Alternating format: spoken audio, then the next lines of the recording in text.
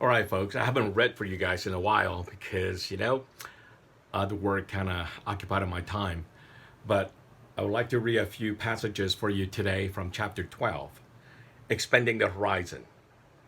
So, how did your interview go? Sophia asked as I walked into the apartment. I think I got the job. They're putting me on a training tour this weekend.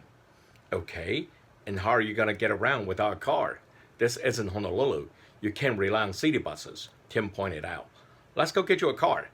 Tim was more excited than I was about the prospect of buying a car. Sophie, come on, let's go. Tim drove us to the nearby Ford dealership where I lusted over a brand new 1987 Bronco 2, a truck that I wanted since I first laid eyes on it back in the islands. What do you think, young man? Go on, test drive it. At the salesman's urging, Tim and Sophia soon found themselves in the back seat of the truck while the salesman rode shotgun and I took the Bronco 2 out of its barn for a good run. I see that you had no credit history at all. The salesman seemed disappointed. But when we returned to the dealership, he went to the back office to confer with his manager. John, we at Bob Wandry Sport Alhambra believe you could pay us back based on your academic prowess and your potential employment. The manager shook my hand rigorously and handed me the key to my very first car. By the weekend, I was assigned as an intern to a 3-day, 2-night tour, a local tour covering Lake Havasu, Flagstaff, Grand Canyon, Las Vegas, and Calico Ghost Town, also commonly known as the Grand Canyon Route. Hey, I'm Jeff. Tall and weathered, Jeff resembled an able military drill instructor. Martin said, you just came from Hawaii? Jeff sized me up and down, perhaps evaluating if I fear any chance of success in this line of work on the mainland. I worked for MTS and Dragon back in Hawaii, I said, not wanting my trainer to think I was entirely unfamiliar with the trade. All right, I'll introduce you as my assistant. Watch and learn and feel free to ask any questions, Jeff continued.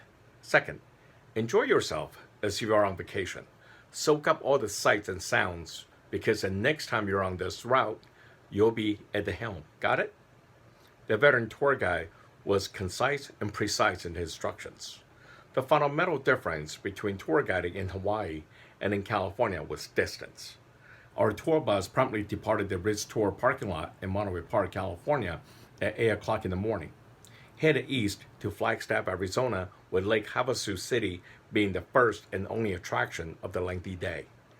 The most extensive bus travel for me in Hawaii was to drive to Polynesian Cultural Center from Waikiki, a 35-mile journey that would take up to 2 hours, including 2 15-minute scenic stops, known as the PCC Day by Island Tour Escorts, traveling to the Brigham Young University owned and operated Polynesian Cultural Center was a long and tiresome day, a day which most tour leaders would either play hooky on the beach or play golf with tour company managers.